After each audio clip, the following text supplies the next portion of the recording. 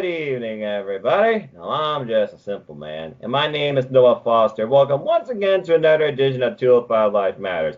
I apologize for the delay, but due to technical difficulties, which are still being persistent with Skype, because it's a friggin' piece of shit, but I digress, along with scheduling conflicts with work and life, we had to delay the recording of this, so hopefully things go better than they did last time. But again, what are you going to do? But as long as you hear us, we hope that you get the idea across. This week, of course, we're going to discuss this week's episode of 205 Live, a couple of thoughts, and our match. It's going to be a quick, simple episode for y'all. And, of course, it's the usual pairing. We are the Simple Holiday. Allow me to introduce you to my co-host for first-time viewers. He's a family man. He is a former Wrestling Trivia Challenge competitor. And, yes, that is still alive and well. Please reach out to Jeff Meacham on Twitter @_Jeff Meacham for further information. Someone has to dethrone Greg Cherry. He wants competition. He wants to pick a fight. So someone give it to him. Give him what he wants. But I digress. Anyway, it's my good friend, of course, here, the holiday, Mr. Christopher Mace. Chris, how are you? Let's see how your Skype's doing tonight. Oh, well, Skype does tonight. That's for sure. But everything, beginning of the week, but everything's looking up better. It's got to go one day at a time. So see what life. Yeah, that sounds about right as far as life and everything goes. So, all right, we're going to see how far we go with this, folks. And again, you know, with how far this series have gone and the fact that Skype's being a piece of shit and I'm thinking about reworking my channel, who knows? I might actually just go simple stream with these and just literally talk off camera or live camera after we hit episode 50, and then Chris can be like the moderator. I'll have him on Skype via audio. I'm trying to rewrite the idea and outlook of this show because, again, Skype sometimes, it's effing worthless, but I digress. Anyway, so here we go. This week's episode was, of course, 205 Live, emanating from, I believe, New York. I don't remember if it was Buffalo or not, but blah. Anyway, it was November 1st.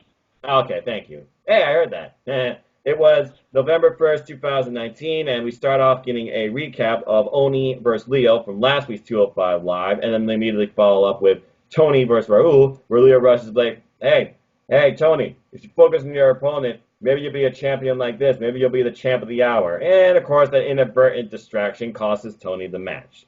And then we go immediately into tonight's show with the commentary team, of course, of the dynamic duo, if you want to call them that, Aiden English and Tom Phillips. I miss Vic Joseph. Anyway, our opening match was a rematch. Isaiah Scott Swerve versus Arya Davari. This match took a different approach. Chris, your thoughts on this match? This match, I guess, I told you before, Swerve's to be a future world champion. Mark my words, in 5 years, he's going to be a future world champion. So his game as a heel with 205 in a way, how they did the match, I liked it because they changed a little bit of what they did from last week's. It wasn't the same old thing. They didn't do the exact same match. They did something different. And I thought it was really well done. And like I said, for winning, like I said, that's the thing. He won again. Like I said, I want to see what he do. I think if he keeps wins on 205 Live, we're going to eventually hopefully get him later down the line, him and Leo Rush for the NXT Cruiserweight Championship. I can't wait to see how that plays out. Well, we still got to figure out who's going to challenge Leo Rush for the NXT Cruiserweight Championship, and I imagine that's going to be at NXT TakeOver War Games or Survivor Series, since both NXT is also going to be involved now on both shows, because now Battle of Brand Supremacy, at least I hope it actually is treated like that and not some bullshit. Fuck you, Raw. It's going to be Raw versus SmackDown versus NXT at Survivor Series. And stay tuned, folks, because, of course, me and the Holiday will be doing, of course, a Survivor Series preview ahead of the actual predictions that I will be doing for Team NoDQ, and he'll be doing for the Aftermatch League, which is kind of like the independent league of the NoDQ Galaxy within our little bubble of Team NoDQ contributors, such as my friend here. But anyway, yeah, I thought it was a pretty good match. Interesting approach. You know, Swerve taking it all in with the lights. He immediately gets attacked before the bell by Arya Davari to the point he's gripping his ribs. I thought he had appendicitis or something. I thought the match was actually going to be thrown out and Davari's going by forfeit. Nope. He says, ring the bell. They ring the bell and things kick off. Immediately, Swerve with a knee strike, and he gets dropped on the apron, though, spine first by Arya Davari. We get a short exchange for a little while, then a vicious throat shot. Ref being a little bit lenient there, but that was pretty close to a DQ. And then we get a rest hold for a little while, which kind of tuned out the crowd a little bit. But of course, later on, Ari Daivari, he gains the heat. Daivari taunts, takes control. And then they're jockeying for position when it comes to suplex with snap around. Swerve, of course, finally pulls off a German suplex and a kick follow up. And then when we go to the top rope, it looks like he's going to go for that diving elbow. Daivari goes for, of course, that yank. Again, I don't think he has a name for it. And then instead, we get a backhead uppercut by Swerve. Snap suplex into a flatliner, nice follow-up, near fall, nothing special here yet. Wicked drop kick, and then he counters a move into a DDT. Swerve goes into a super kick. Alright, Daivari got a mean super kick. Swerve just runs right into a boot first, literally looking up at the lights, as if he was in his entrance or something. Then we get the cross shank maneuver for our first near fall of the match. Daivari does not win there. He goes for, of course, his finisher, the hammerlock lariat. That gets countered into a roll-up, and then both men, again, Isaiah Scott Swerve goes for that kick. I don't think there's a name for that yet. I just call it Swerve's house because it gives him the win. Not here, though, because countered into a roll-up, and then a wicked Uranagi by Arya Daivari. They get exchange of chops going on, crowd gets starting into it, and then they both meet in the middle with the same idea with clotheslines, both men down. Daivari then, he gathers his composure first, goes after Swerve and says, "This is my house! This is my house! You don't belong here, you piece of garbage!" Because remember, it's PG-13. You can't say piece of shit because this isn't AEW. Sorry, not sorry. Anyway, this pisses off Swerve to the point that we get some drop kicks, then he drops the legs off from Mario Daivari. I thought he was going to go for Shattered Dreams. Not really. He ends up getting out of that position, Daivari does, only to get caught on the apron and gets sweep the leg, and then he eats a double stomp from the apron to the floor. Daivari, though, he comes back into play later on with a wicked overhead belly to belly. Not beta to belly, belly to belly. An actual, maneuver, a real move that could be a finish. Still wasn't enough, and then he goes for, of course, his Persian splash. Again, garnering heat from the crowd, and takes it in. Crashes on the splash. No water in the pool, as Mara would say. Then Swerve pulls up what I'm calling Swerve's house. That wicked kick to the ear that causes your head to rebound. And he picks up the win again on Daivari. 1, 2, 3. Swerve 2, Daivari 0. So these NXT guys, even though 205 Live is under the NXT banner, but Ari Daivari being the 205 Live original, taking on one of NXT's recent breakout tourneys' big stars, makes a statement and states his case why he belongs on 205 Live and the fact that he wants to carry it into the future and should be considered a challenge for the NXT Cruiserweight Championship. Again, it was a different approach compared to the first bout. I don't think necessarily it was better, but I like the fact that the result was the same, but they made it seem like he had to work more for it. And as far as Ari Daivari goes, I don't know where he goes from here.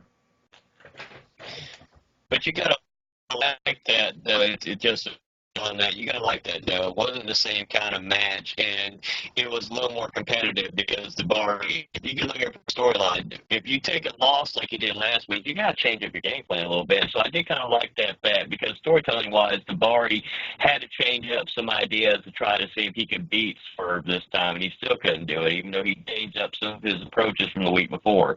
That's why I think I like it a little bit because back storytelling-wise, that it's nice to see a heel not do the same kind of style match that you lost last week. Try to do something different to try to pick up the win. So I like that storytelling wise. Yep, and again, we'll see what's next for either man. Following this, we go into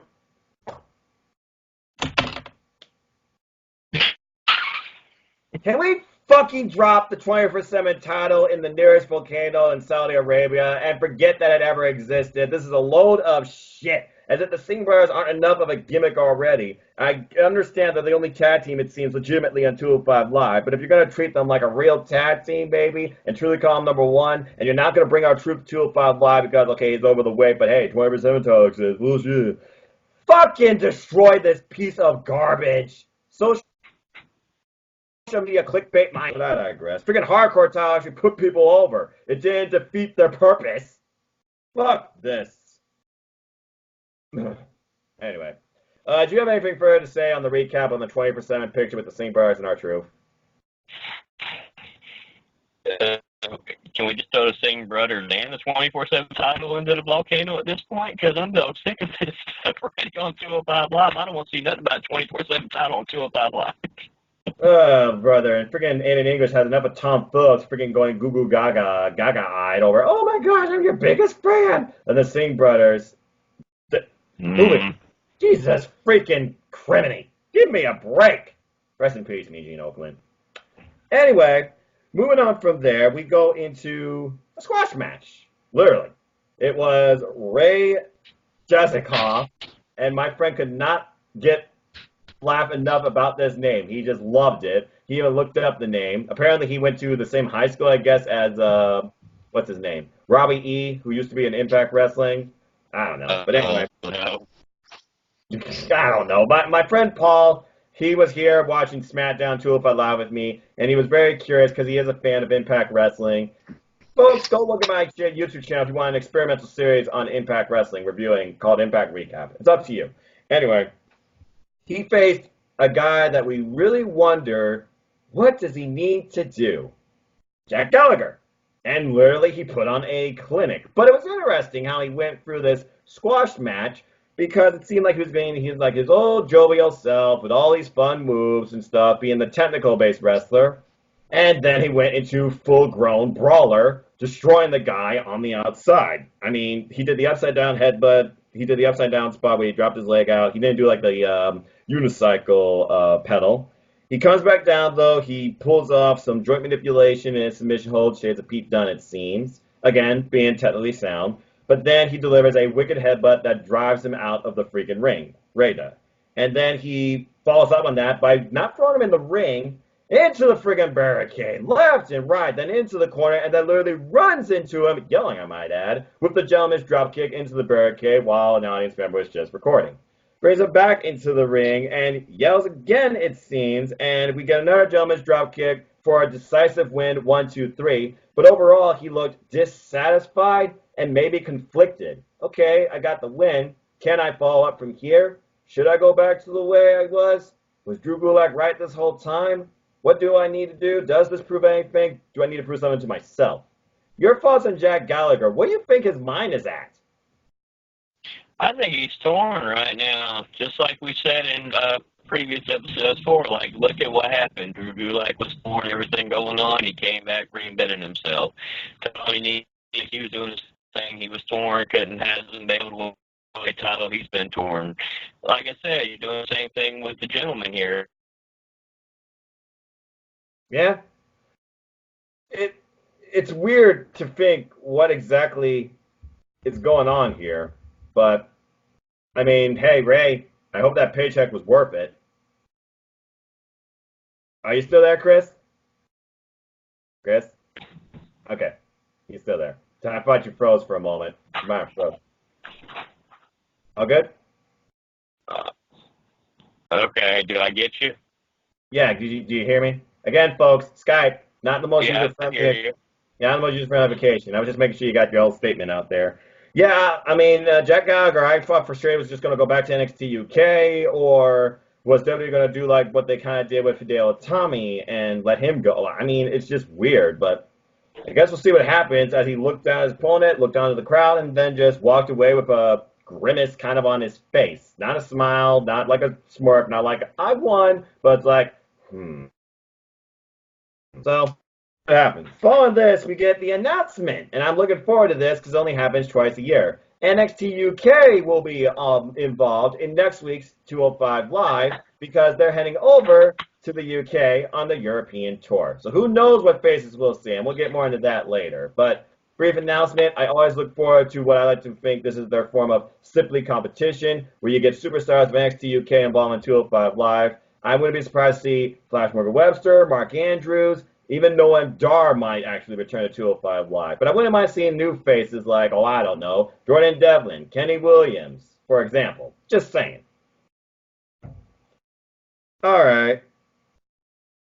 Let's see here. And then following that, we had our main event. And this is where 205 Live usually shines. They did it again. Raul Mendoza versus the NXT Cruiserweight Champion in a non-title match. Leo Rush. Chris, Take me for your thoughts on this main event and this match.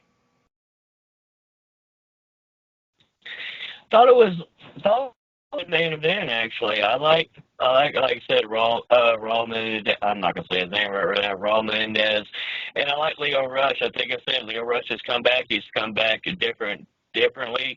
He's come back more aggressive. You know, seems like he's more passionate, like he's got that fire back. And Roman Mendez, he was trying to prove a point. He wants to show everybody why should be the number one contender. Like I said, he got a big win over Tony Nese.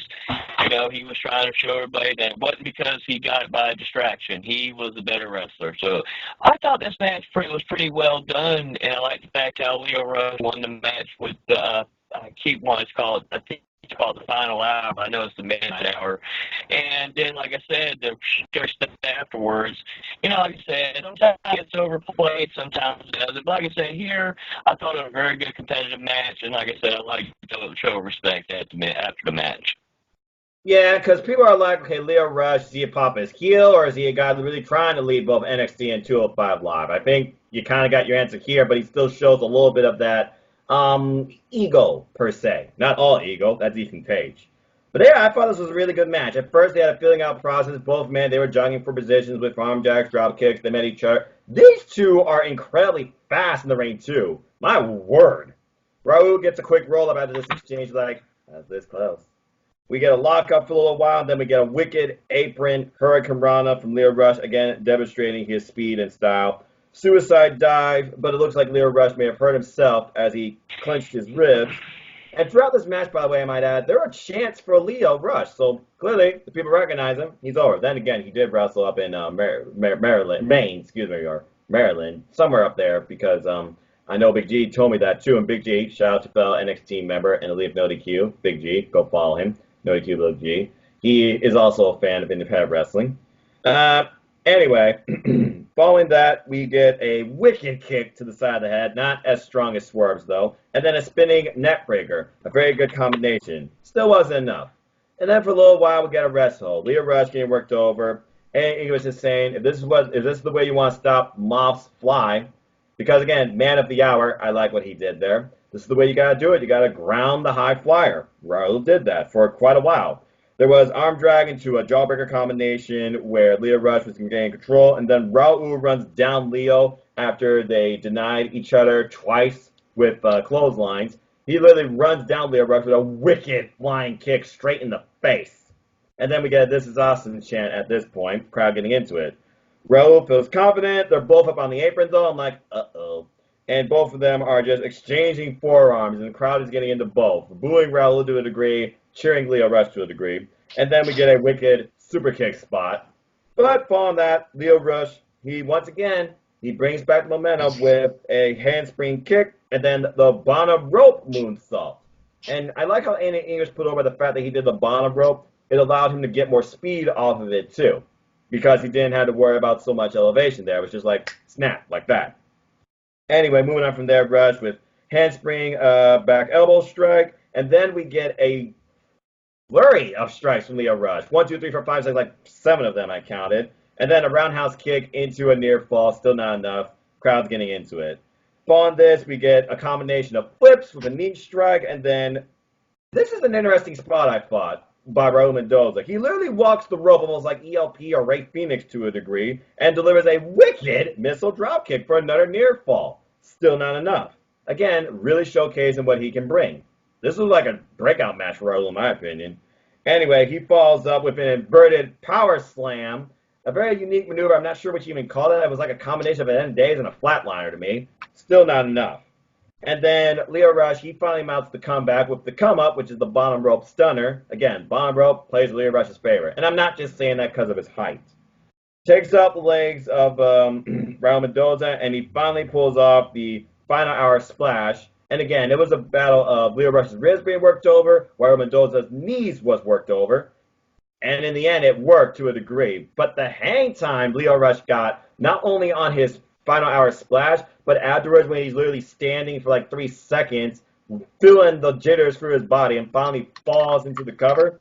That was a very phenomenal finish, I thought. And like you said, he covered like 2/3 of the ring, by the way. Game and air. Played freaking basketball.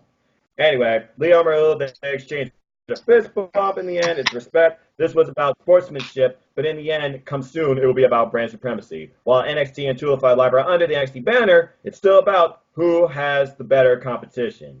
And with both these men representing both brands per se, I think they both did a pretty damn good job. And I thought this was a stellar main event. And the crowd got into it too, for the most part, especially towards the end. So good job to both men. And that literally concluded this episode of 205 Live. I always enjoy 205 Live when it's just the two match setup and then a squash setup, where the squash is more about storytelling or giving you more of an idea of what this athlete brings to the table. Is he heel? Is he face? What's he doing? Etc. So while we're trying to figure out Jack Gallagher, we had another main event that was found on Sportsmanship and Respect, but Raul, I would never count him out to be put towards the title picture because I'm sure Drake Maverick was watching, hopefully not from Saudi Arabia for reasons. And then the opening match, of course, which was a rematch between Swerve and Dvorak that was truly a clash of 205 Live versus NXT. I thought it was a pretty stellar show overall. I would definitely give it, I give it 3 3/4. Chris, what would you rate this week's episode of 205 Live? Uh, I'm gonna say I would give it a 4. And like I said, I like the difference to how they changed the matchup in the opening match. I'm glad they didn't do the same kind of match they did last week. I love the fact that they advanced the story a little bit, storytelling wise, by doing something different, a little bit differently. It wasn't the same last week.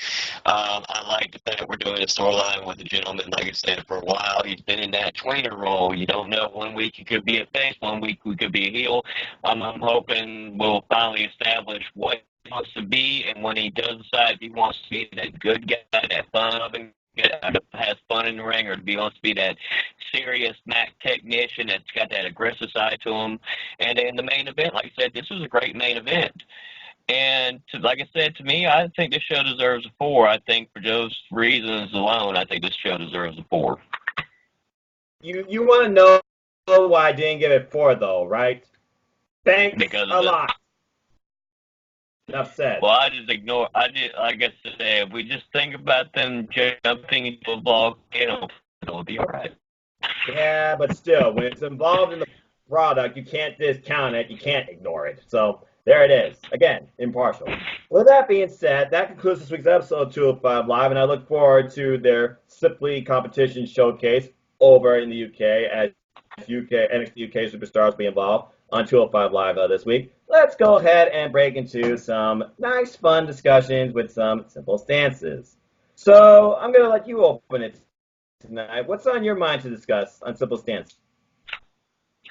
Okay, so I was going to save this for my show that we were doing later, but I'm going to ask you since we're on your show 205 Live. Okay.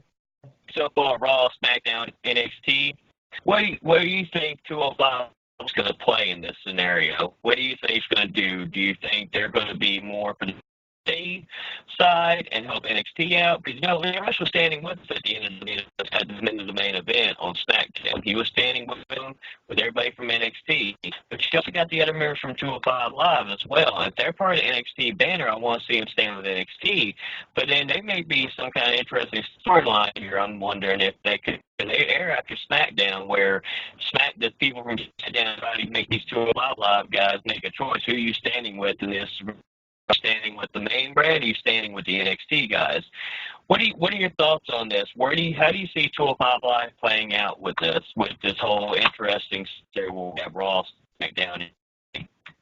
Well, considering that we haven't seen something like this to a degree since 2001, back when WCW and ECW were an alliance, I can kind of see that sort of angle here, because you're right. You saw Leah Rush and Isaiah Scott Swerve stand in the end with their leader, Triple H, and the NXT roster wearing NXT gears. I need to get a new NXT shirt. I need to get several shirts, but that's a whole other story. But to a degree, I can see the 205 Live guys contributing more to the invasion. I mean, to be fair, the invasion angles on SmackDown, yes, I'm calling it that. And that was one of the best SmackDowns this year. Fuck you if you disagree, and also challenge me on it. I dare you. Anyway, hey. I'm uncensored. I'm unfiltered. I'm apologetic. I take no BS. It's as simple as that. Anyway, I can definitely see 205 Live playing more alongside NXT during the Survivor Series war angle because, again, Triple H, he declared war on SmackDown and Raw because, again, Survivor Series is going to be all three brands. Now, the question is, do I see them treating the superstars more like sports-based wrestlers or just entertainers? Because, again, you got Fox, who's sports-oriented, you got Raw, that's entertainment-oriented, and then you have NXT, which is wrestling-oriented. Clearly, you know who I would pick on the battle, and you know what team I'm standing by.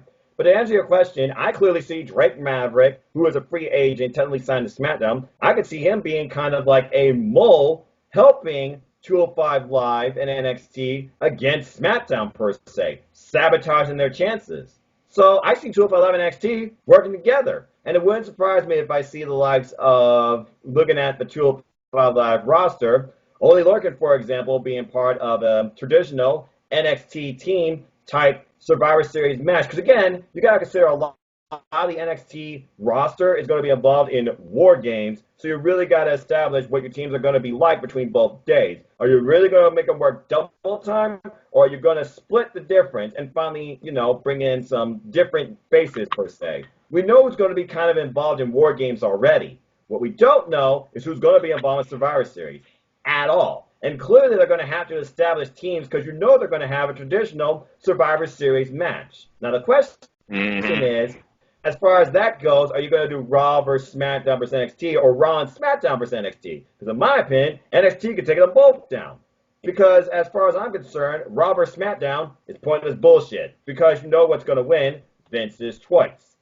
And that's why I feel like no matter what, the best thing to happen is NXT and 205 Live working together. Maybe even NXT UK if you can get, but that's just my opinion.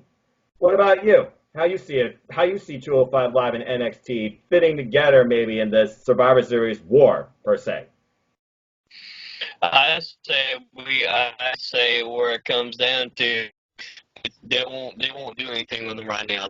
I think what will happen is they'll wait till it gets closer to Survivor Series, and then it'll be an all-out brawl.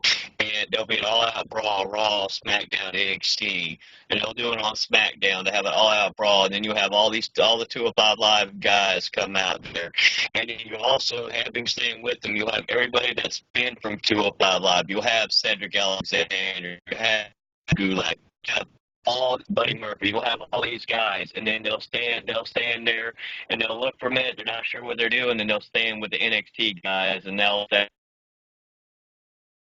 okay. So Cedric, showcase. But then you'll have Cedric Alexander, Drew Black, Buddy Murphy, Mustafa Ali. Yes, we're going by his first name. He has a first name. And you'll have them who are in Humberto, because you can't leave him out. And you'll have all of them stand there, all former 205 Live guys, standing with their old brand 205 Live, going up with NXT, and they'll all betray their current brands they're on and be standing with NXT and 205 Live united against Raw versus SmackDown. I could honestly see this going further than that and being like a tease of, oh, you don't think 205 Live can stack with NXT? We're just the guys on the outside looking at Survivor Series. I could see this being like a long, drawn, played-out plan where Drake Maverick secretly assembles a 205 Live team to go after NXT, and then it looks like NXT and 205 Live are at each other's throats, and Raw and SmackDown think they can take advantage, and boom! NXT and 205 Live, they join together and take down or go straight up against Raw and SmackDown. Yeah, I could totally see that. And again, Drake Maverick being more of a manager-type role than a wrestler, I could see Drake Maverick and Triple H working together and making this thing happen. They're more than capable of doing it. And if you had moles like Drew Gulak, Cedric Alexander, Akira Tozawa, Roberto Carrillo within Raw and SmackDown literally playing in favor of NXT because 205 and NXT are allies, that would be brilliant. The bottom line is this. Team NXT for the win. They deserve it. All right. I agree with you.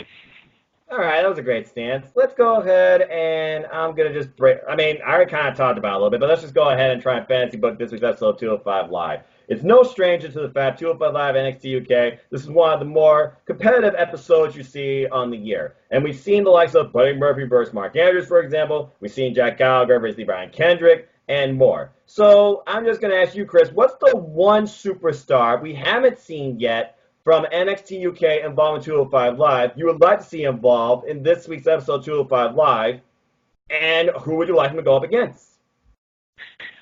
that we haven't seen involved. Oh, that's a good one. Because I honestly can't remember, and you're going to correct me, and I feel bad if I'm wrong. Devlin has been on 205 Live, hasn't he, or has he not been when they've gone to the UK? I believe he hasn't.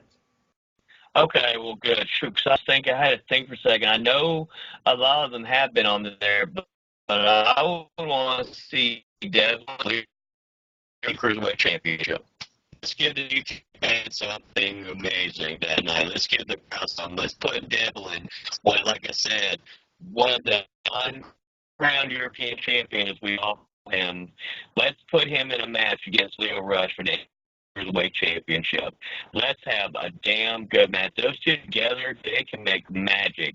I'm not saying Devlin will win the Cruiserweight Championship by no means, because I think that as hot as Leo Rush has been, he should be able to beat Devlin in a very close match. Like it could come down to the wire, or something will happen where it comes down to able to hit his stitch on him. But I think those two could have an incredible match, show stealer for the night for 205 Live, and I'll see that when they go to DK. Well, clearly Jordan Devlin is not bound by weights if he can still pull off the Devlin side on Dave Mastiff, and spoiler alert, and that match was freaking insane from NXT UK in itself. But the thing is, you're putting him up against a champion, and let's face it, when he's up against champions, whether it's Walter, whether it's Pete Dunne, whether it's former Universal Champion Finn Balor, he always loses. I know he looks strong in losing effort, but I kind of don't want to see him face Leo Rush if you're just setting him up to lose. But I would love to see Jordan Devlin involved in 205 Live. I agree on that. But if I were to pick one, because I'm pretty sure you're not going to see Noam Dar. Then again, I don't know what's next for the guy since Tread Seventh said British Strong Style is still alive and well. If I were to pick one, I would go a little unorthodox and pick somebody who's had a mix of fortunes, but seems like every match is a learning experience for him, at least according to Nigel McGuinness. I put Kenny Williams on there and see what he could do personally. Or better yet, maybe you could make a tag team, impromptu tag team, out of Ligero and Travis Banks to take on, I don't know. Maybe Jack Gallagher finds a partner within NXT UK and you get an impromptu tag match and you build a new tag team. I feel like they're always going to have Mark Andrews involved because I think he's been involved each time they've gone over to the UK. But again, this is about as far as who I want to truly see involved in 205 Live that we have in different NXT UK. You pretty much picked my main one, Jordan Devlin. So with that being said, and looking at who's on the NXT UK roster, who's on the 205 Live roster, and what sort of matches I could see, I would like to personally see, I don't know if he qualifies, though, unfortunately, by weight. I'm just going to go with it. I want to see Tony Nese versus Eli Dragunov. That'd be a good one. Here's another idea. If you wouldn't want to put Devlin in an NXT championship match, you can not Devlin versus Swerve Scott. Those two tear that. Yeah, that's true. And I haven't seen Swerve versus Devlin yet, and that could be a very dynamic match. We know the charismatic face that Swerve is, and Devlin, he probably would have the home field advantage depending on what town they're in, but I'm sure he would get booed out of the building. And he still wouldn't care. So yeah, there's another good one right there. All right. I think that was pretty much a nice, simple stand. Let's go. Yeah. You got a lot of different, like I said, you have a lot of different options you can use as well. So it's going to be interesting. Yeah. They do with that. They could have a show if they just figure out in books. Because I'm happy with it. Yeah, bottom line, it's not going to disappoint us. Hey, maybe they'll figure out something to do with Travis Banks, because right now we don't know what does next for that guy. He's like so miscellaneous. The problem is on NXT UK, you seem to have a weird mid-card picture, and there's nothing for them to go for. That's the biggest fault, I think, of the brand, in my opinion. Well, you can always do Travis Banks versus the Brian Kendrick, too. You could do that. You got the veteran, as he's doing this storyline about professional wrestlers. He could face Travis Banks. I think he could pull off a great match with Travis Banks. True, and we haven't heard anything as far as the Brian Kendrick goes on his pub about wrestlers and professional wrestlers. And we don't know who he thinks is a professional wrestler or what he thinks is a professional wrestler in NXT UK. And you could also probably have an impromptu tag match between the Singh brothers and Danny Burch and Oney Lorcan because the governor is NXT UK. Wouldn't surprise me if they did something like that at all either. All right. So let's go ahead and wrap up this quick little episode. Of course, the next one on our list. We're getting close to the nitty gritty, I think, and the real meat here. We're on what, 13, I think, of 25? We're on 12. 12? Okay, excuse me. All right. So, again, folks, we have watched the 205 Live brand, well, I have anyway, since its inauguration, from its best to its worst, to the mid, to the meh, to the rebuild, to what it is now, to what they're trying to make it. And while it says it's under the NXT banner, clearly that merging has not fully come to fruition yet. It's in the building stage. With that being said, we're just taking for you some great matches from the 205 Live brand that we think you should check out to learn who are some of these people that may have been there once or are still there now that can give me a great match. Who should I get into? Because everybody on 205 Live has their own unique ring style and their own character. And that's what helps makes this brand stand out and is unique. But with that being said, my number 12, you know what? No, I'm going to let you go first this time. I forget if I went first last time. What's number 12 on your list? Rick Swann versus TJP, I told you the other day, December 14, 2016. Oh, this yeah. is during the time where Rick Swann was the Cruiserweight champion, TJP and Brian Kendrick and Rick Swann were all set up for a triple threat match at Roadblock, as I believe it was Roadblock at the time.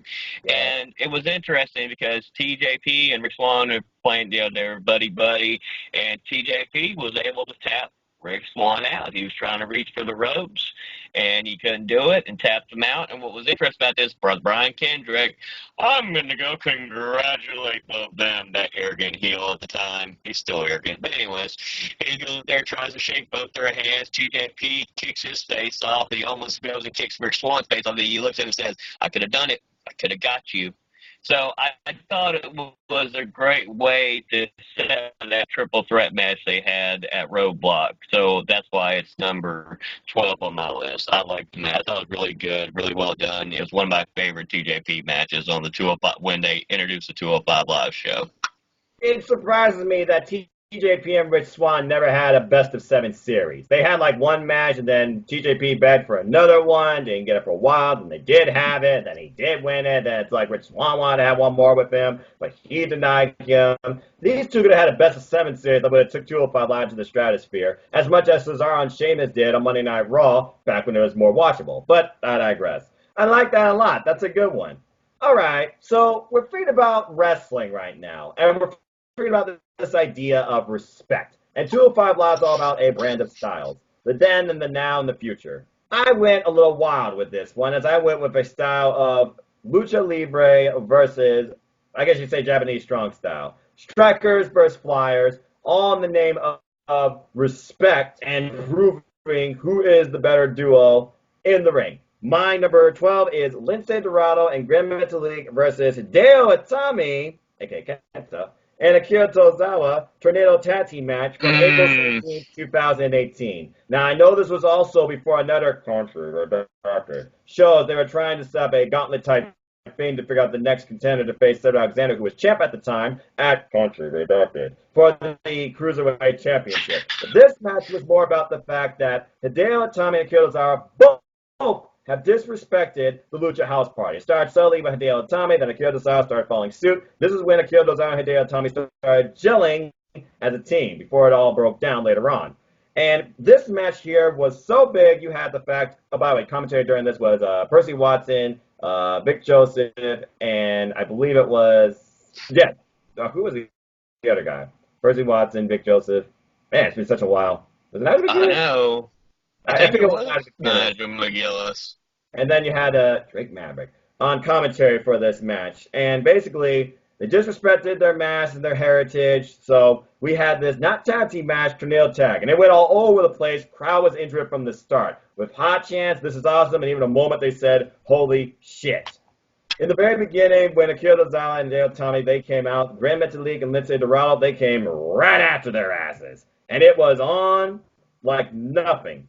So basically, this match towards later on, they're the pick out jab, my favorite spot by Akira Tozawa. But then they work on the mask, particularly Hideo Itami. He starts trying to rip the mask off of Lince Dorado as Akira Tozawa watches, and then there's a slap, mask gets ripped more and more. Great Metalik comes out of nowhere with a crazy missile drop kick. Again, Lucha House Party had the speed advantage here. The striking advantage was with Akira Tozawa and Hideo Itami. Dual moonsaults, though, from the top rope. Beautiful in sync, by the way. And then Hideo, all hell broke loose here. Hideo froze Lince Dorado over the freaking steps. And then we get a super kick out of nowhere by freaking Grand Metalik, only for Akira Tozawa to do a suicide dive, drives Grand Metalik into the freaking announce table. This match was all about, as they were putting over, bragging rights, and it felt personal. This was not business. This felt personal. Metalik later on with a sunset powerbomb superplex, taking out all the other men as all the men were jockeying on the top rope. And Drake Man was like, I've never seen anybody like this before in my life. I'm sure you have. And this was like the holy shit moment. Crowd was chanting, ha, ah, ah, ah. Akira and Dorado, they're exchanging with each other. Akira pulls off the senton bomb only to get double stomped by Grand Metalik. Then we get springboard turned into a drop kick by Akira Tozawa, kicks the spine of Lince Dorado. Hideo, he comes back and he says, respect me! Respect me! And then Lince Dorado comes back with a golden rewind, catching both men. And then we get This Is Awesome chant. The crowd's really into this match. Going towards the end, though, where it looks like Hideo Itami and Grand Metalik, they were jockeying for position. Hideo Itami goes for Grand Metalik's smash this time. And miscommunication, Akira Tozawa super kicks him in the face. For the Lucha House Party to follow up, take out Akira Tozawa, who's in a 2-1 bout. And then in the end, the Lucha House Party, they won with a elbow drop, / shooting star press, double pin combination, 1, 2, 3. And the match went about 20 minutes. Crowd was red hot for it, the whole thing. You had 2-on-2, 1-on-2, 1-on-1, everybody involved at all times, it seems. Nobody wanted to lose. An incredible physical bout that really showed a lot of what these four men could bring. And then we saw what it led to later on, especially between Akira Tozawa and Hideo Itami. So that was my number 12. Lince Dorado, Grand Metalik versus Hideo Itami, Akira Tozawa, Tornado Tag Team match. And it was 205 Live's main event on April 17, 2018. Good. All right. But with that being said, we are done here for this edition of 205 Live Matters. So thank you so much, ladies and gentlemen, for tuning in. I appreciate all your support. And to the critics, I'm not going anywhere and I'm not stopping. If you do this for money, good on you. I do this for personal belief and fun. I am financially sound. Simple as that. With that being said, Chris, despite Skype being a piece of shit at times, I think we pretty much got out what we needed to. And it's always a pleasure discussing this and doing this with you. Is there anything you want to plug, and where can people find you?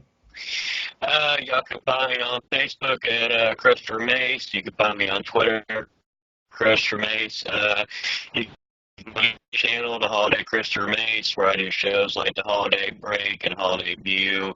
Also have my holiday picks where we do predictions for the NXT and different shows of nature. The last one I did was for Impact, and like I said, it's a lot of fun.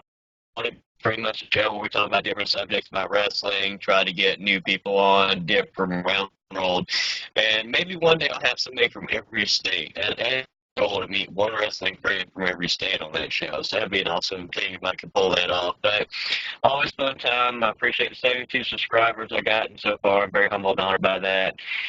And like I said, time, and like I said always, if you ever want to support any of the NXT, you can always go to my wrestling content list, and you can find all the newest shows, a nice list on wrestling content, all the newest shows. You can click on there, and I'll send you straight to their channels and straight to their shows. All right, simple enough. Thank you so much. We are just members of the wrestling community, just talking about wrestling and doing what we love in wrestling. Always appreciate you. And with that being said, folks, if you want to know more about little me, know this. I'm just a simple man. And if you haven't figured it out by now, I am a lifelong fan of NXT and wrestling. So if you want to follow me and talk anything wrestling from any of the WWE brands, yes, including Raw and SmackDown, where I mostly criticize them because Vince is a fucking idiot. Sorry, not sorry. But also I talk about, in a positive more matter, NXT, NXT UK, and 205 Live, as well as, but not limited to, Impact Wrestling, All Elite Wrestling, Japan Pro Wrestling, Impact Wrestling, Sport Credit Wrestling, folks, as well as Ring of Honor. Look me up on Twitter. NoDQ.com/Noah takes you to my Twitter page, or you can follow my civil YouTube channel here at youtube.com/user/Noah Foster 210. We will find all sorts of wrestling content, predictions, recaps, reviews, summaries, streams, questionnaires, everything you can think about wrestling or you can do with wrestling, pretty much on my YouTube channel here in nice, neat places for you, new content every week. At the heart of it, of course, is this series, hashtag 205 Live Matters. I'm currently working on some new content, included but not limited to, maybe some New Japan content, also a weekly Impact Wrestling review series with the Archangel James Hubert, a fellow member of the NXT team. Go watch the first episode of the Impact Recap. Let us know what you think. It is definitely not PG-13. I warn you in advance. Also, stay tuned for further content on my channel, included but not limited to AEW Full Gear predictions with Team IndyQ, Ring of Honor Final Battle predictions, Survivor Series, NXT War Games outtakes and predictions, and much more. And if you haven't figured it out by now, support NoDQ. That's the reason I'm in YouTube. Forever indebted to the NoDQ family. Thank you, Aaron Biff. Buy a shirt, buy a tapestry, buy a mug, buy something. Do it. NoDQ.com/merch takes you to all of that. Follow my social media platforms. Your opinions matter. There's a comment section on everything. Polls, columns, memes, gifts, reviews, recaps, sexy female pics. You name it, it's there. Primarily wrestling, mostly WWE with a little bit of independent wrestling content, primarily AEW.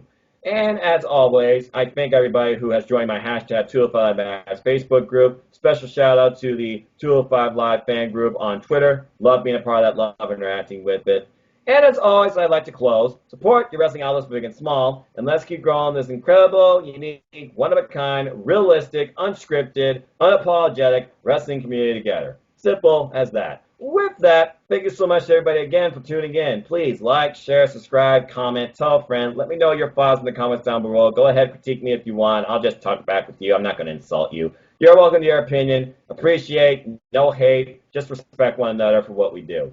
And until the next video, whether here or somewhere else on YouTube, because I love being involved in the wrestling community, whether it's the Wrestling Rundown, or with my friend Eric for the weekly Wednesday Night War recap, or it's with the holiday on the holiday break, whether it's with Jerry and Stefan for Rated R predictions or the reports, whether it's with somebody else you may not even know. I just love talking about wrestling, and it's all about wrestling, not about me. So until the next video, for the holiday Christopher Mace, I am just the simple man of NoDQ, Noah Foster, currently third place in the NoDQ Predictions League. And I'm coming for your title, Caitlin, at Survivor Series. I hope you all take care, make an impact in life, a positive one at that, and have a good night. Have a good night, y'all. And remember, whether you hate me for it or not, I don't care. 205 Live matters. Always. Indeed. And Funaki will always be SmackDown's number one. Number one. Yes, number one.